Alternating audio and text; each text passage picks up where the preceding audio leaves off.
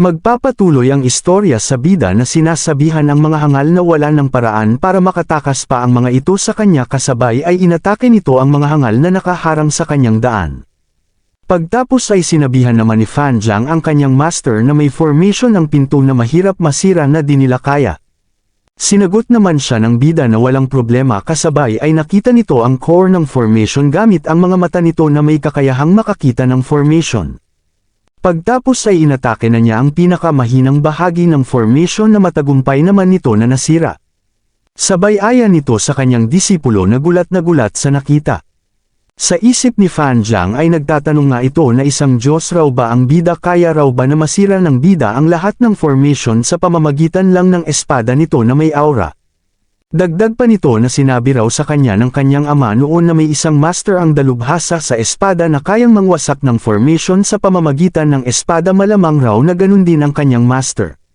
Pagtapos ay pumasok na nga ang tatlo sa loob ng pinagtataguan ng kayamanan ng Tusao sect. Sa pagpasok ay makikita ang saya sa muka ng bida sapagkat di ito nabigo sa kanyang nakita dahil mga magagandang kayamanan na raw ang kanilang nakita.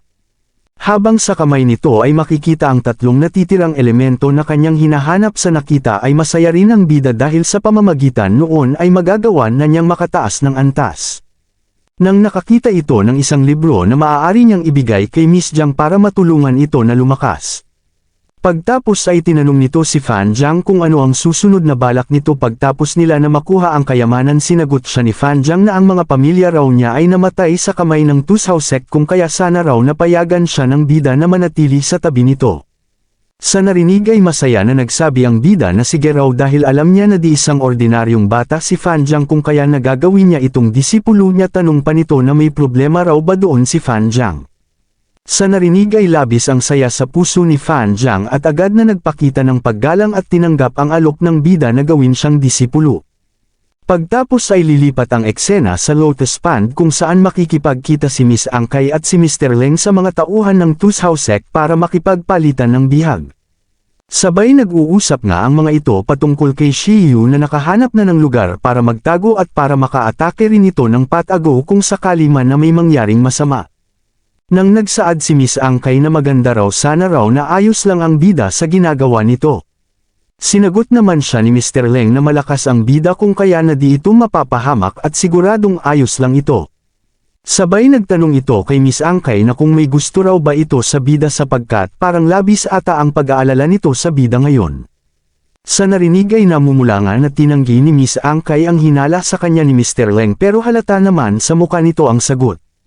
Nang sinabihan siya ni Mr. Leng na mabuting mag-ingat ito sa mga bagay-bagay dahil marami itong makakalaban na babae dahil ang sect master ay mahusay at magaling na lalaki kung kaya maraming babae ang maghahabol dito lalo na si Shiyu. Sabay natigilan ang dalawa nang may napansin sa taas na labis nilang kinabahala. Makikita pala ang bangka na nasa himpapawid sakay nito si Gangyu at ang mga elder ng kanilang sekta. Sa nakita ay nalaman na nila na nandoon na pala ang kanilang kikitain pero di sila natakot at tumindig lang ng walang katakot-takot. Sa nakita ay napaisip ang mayabang na pinuno na kung di lang dahil sa kanyang anak ay di niya gagawin ang makipag-usap sa mga mabababang uri ng nilalang na gaya noon. Sabay tanong nito kung nasaan na ang kanyang anak dahil gusto na niya na mabawi ito sa kamay ng mga kaaway ng kanyang Tusao sect. Nang sinagot siya ni Miss Angkay na malamang raw na nasa lugar na di mahahanap ng hangal ang anak nito dahil tinago nila ito sa lugar na di mahahanap ng hangal.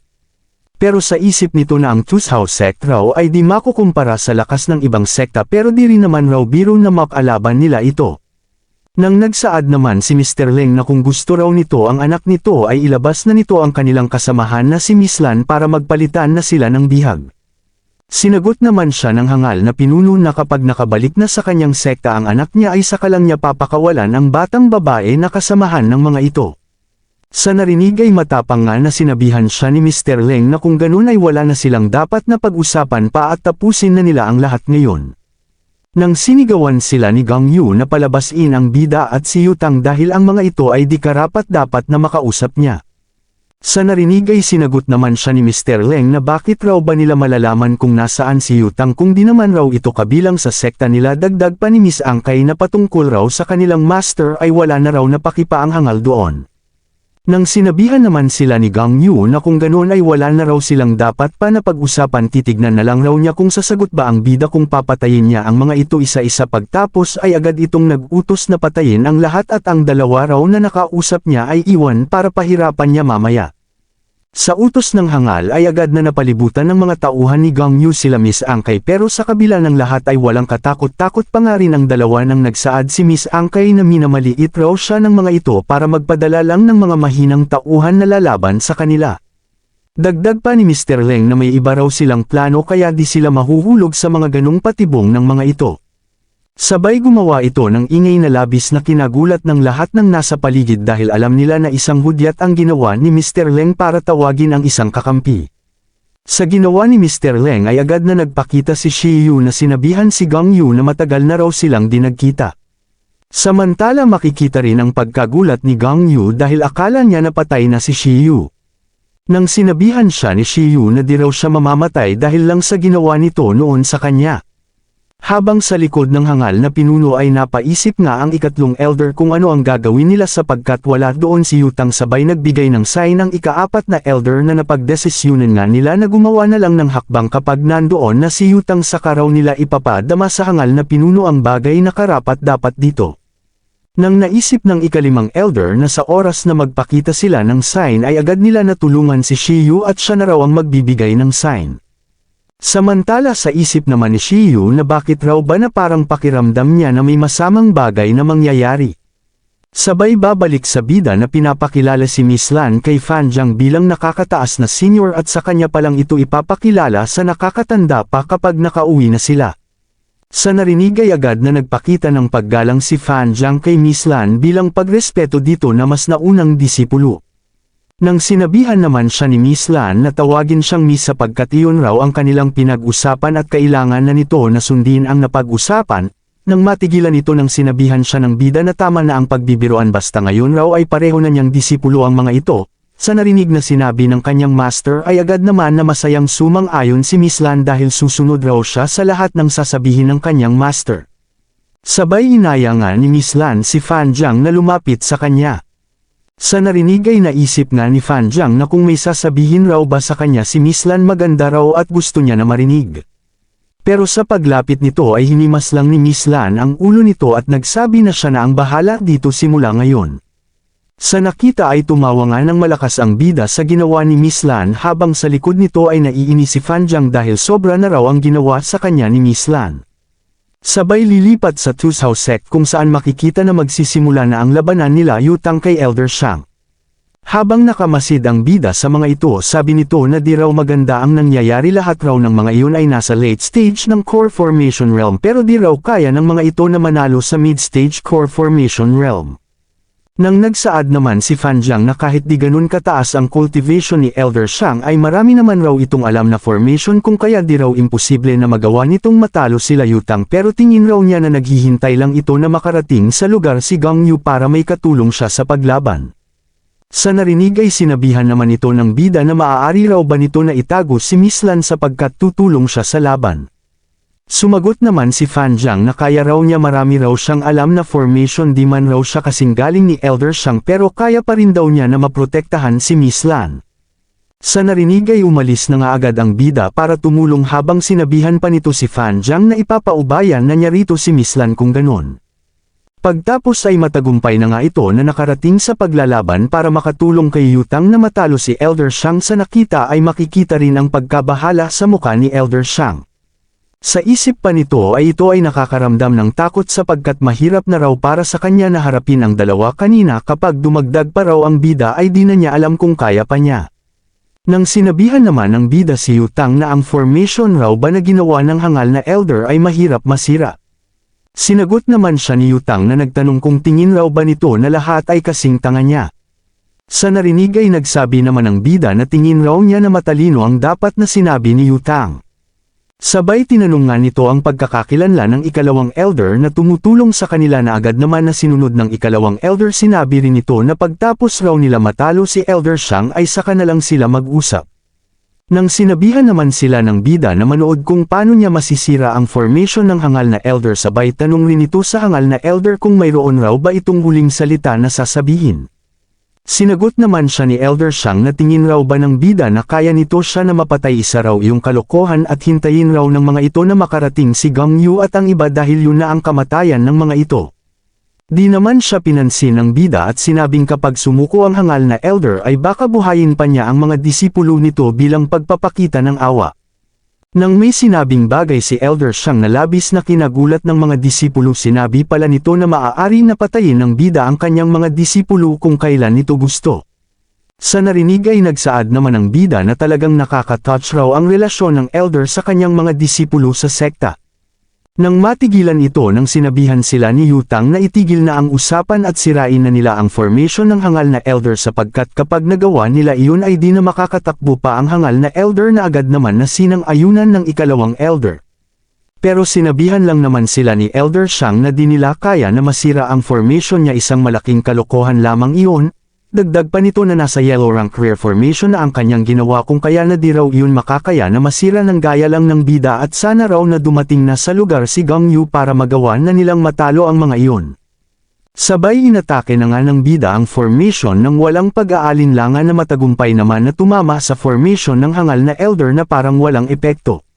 Sa nakita na walang epekto ang kanyang atake ay naisip na nga lang ng ating bida na matibay ang formation ng hangal na Elder. Habang gaya ng inaasahan ay agad na nagyabang ang matandang Elder dahil sa nakita niya na walang naging epekto ang atake ng bida na inaasahan sana na makakasira ng formation. Dahil nga na napagtanto ng bida na baliwala ang kanyang atake ay inaya na nga nito ang dalawa niyang kasama para sabay-sabay na umatake sa formation sapagkat batid niya na makakaya nila na gawin iyon. Sa sinabi ng bida ay nagpakawala na agad ito ng isang atake mula sa kanyang espada na may apoy na aura habang si Yutang ay naghahanda na rin ng atake na nagmumula sa bibig ng kanyang teknik at ganun rin ang ikalawang Elder na naglabas ng Earth Technique.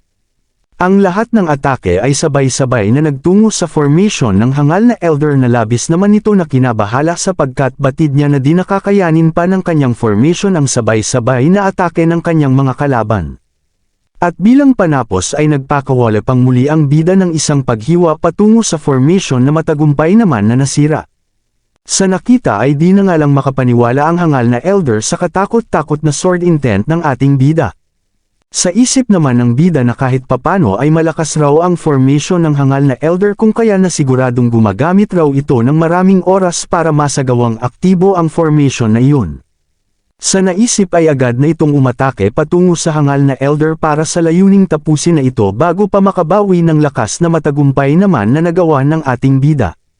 Nang sinabihan naman ng ikalawang Elder si Yutang na ito na mismo ang pumatay sa hangal na Elder habang palapit ng palapit si Yutang ay wala nang magawa ang hangal na Elder kundi ang magmakaawa na wag siyang patayin. Nang sinabihan naman siya ng bida na wag nang magsalita dahil kahit buhay pa ito ay para na rin itong isang patay sa kanilang paningin.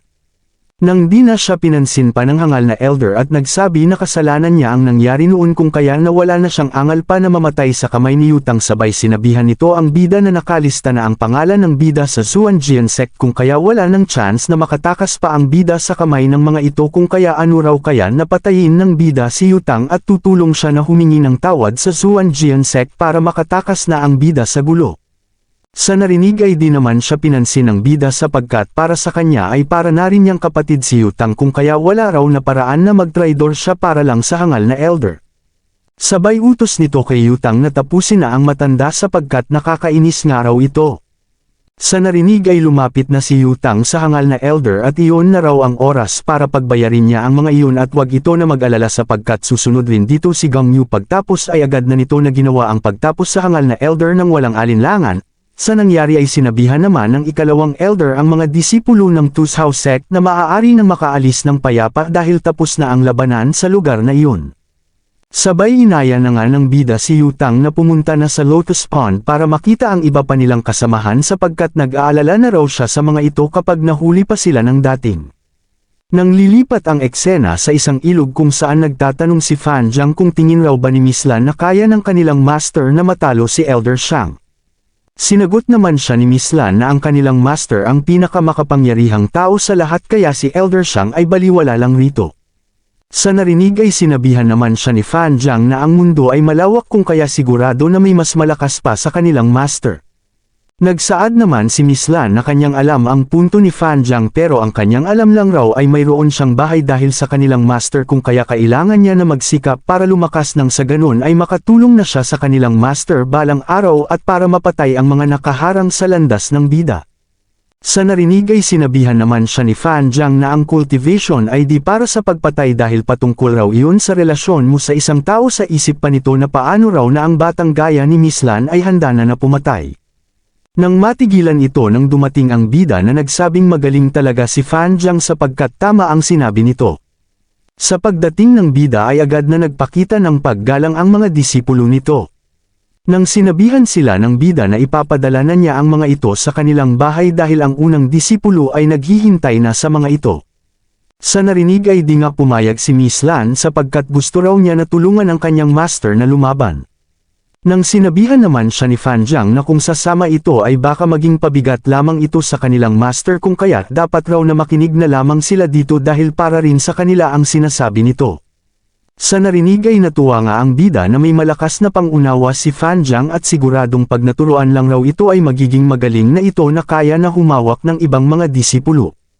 Nang lilipat sa Jianjian Mountain kung saan kumakain na naman si Miss Jiang. Nang masaya ito nang nakita na niya na nakabalik na ang bida kasama si Miss Lan sabay nagtanong rin ito kung sino ang isa na kasama nila sapagkat di niya iyon kilala. Sa narinig ay agad naman na nagpakilala si Fan Jiang bilang bagong disipulo ng bida at kasamahan na nila mula ngayon. Pagtapos ay lumapit nga si Miss Jiang kay Miss Lan dahil masaya ito na ayos lang si Miss Lan at kasalanan raw niya na di ito naprotektahan nung nakaraan. Sumagot naman si Miss Lan na walang kasalanan si Miss Jiang sapagkat masyadong malakas ang kalaban para sa kanila. Nang nagpaalam na nga ang bida sa mga ito sapagkat pupunta na siya sa Lotus Pond para makatulong kanila Miss Ang kay pagtapos ay agad na itong umalis patungo sa lugar. Nang sumigaw si Miss Jiang na kailangan raw na makarating ng ligtas ng bida sa kanila. Habang sa likod nito ay sinabihan siya ni Fan Jiang na malayo na ang kanilang master kung kaya na di na nito maririnig ang sigaw ni Miss Jiang. Sa narinig ay galit naman na sumagot si Miss Jiang na siya raw ay nag-aalala lang sa kanilang master bilang isang disipulo. Nang malungkot naman na nagsabi si Miss Lan na kung malakas lang raw sana sila ay baka magawa pa nila na matulungan ang bida sa pakikipaglaban, sa narinig ay nagsaad naman si Fan Jiang na tingin raw niya na kaya naman raw nila na tumulong sa bida. Sa narinig ay nagsaad naman ang dalawa na di raw sila pinayagan ng kanilang master na sumunod at baka magalit raw ito kapag nasumunod sila dito. Sinabihan naman sila ni Fan Jiang na di raw pumayag ang kanilang master sapagkat masyado silang mahina para maprotektahan ang kanilang mga sarili pero kapag raw na may kakayahan na silang maprotektahan ang kanilang sarili at makatulong sa bida ay tingin raw niya na di ito magagalit. Sa narinig ay masaya naman siya na tinanong ni Miss Jiang kung mayroon raw ba itong paraan na naiisip. Sinagot naman ito ni Fan Jiang na marami raw siyang alam na formation kung kaya ang gagawin lang raw niya ay itago ang kanilang aura para di sila mapansin ng iba kahit na manood pa sila sa mangyayaring labanan. Sa narinig ay sinabihan siya ni Miss Jiang na gawin na raw nito at kapag naging matagumpay raw sila bibigyan niya raw ito ng matamis na patatas bilang gantimpala. Nang lilipat ang eksena sa Lotus Pond kung saan nagbigay na ng hudyat si Gang Yu na simulan ang laban habang si Shiyu ay nakatingin lang. Nang magulat si Gang Yu nang saksakin siya sa likod ng ika-4 na elder at ang ika-5 elder naman ay nagtungo sa harap ni Shiyu para protektahan ito. Sa isip pa ng ika-3 elder na sana raw na hinintay muna nila si Yutang bago kumilos pero ayos na raw ang ginawa ng mga ito. Nang sinabihan naman ng ika-4 na elder ang ika-5 elder na kala raw ba niya na sabay silang aatake kay Gang Yu. Sumagot naman ang ika-5 elder na ang sign raw na ginawa niya ay para na protektahan si Shiyu mula kay Gang Yu. Dahil sa ginawa ng mga ito ay labis na nagulat si Gang Yu na mapag-alaman na traidor pala ang mga kasama niya kanina pa. Nang sinabihan naman sila ni Gang Yu na dahil raw na traidor ang mga ito ay oras na para patayin niya ang mga ito ngayon na mismo. Nang matigilan ang mga ito nang dumating na rin sa lugar ang bida at ang mga kasama nito na agad naman na ikinatuwa ng 3 elder na makitang dumating na si Yutang. Nang nagsalita ang bida nakakampi raw pala nila ang 3 elder na iyon na agad naman na sinagot ni Yutang na siya raw ang nag-alaga sa mga iyon nung bata pa ang mga ito. Nang galit naman na nagsaad si Gang Yu na traidor rin daw pala ang ika-2 elder tanong pa nito na nasaan na si Elder Shang.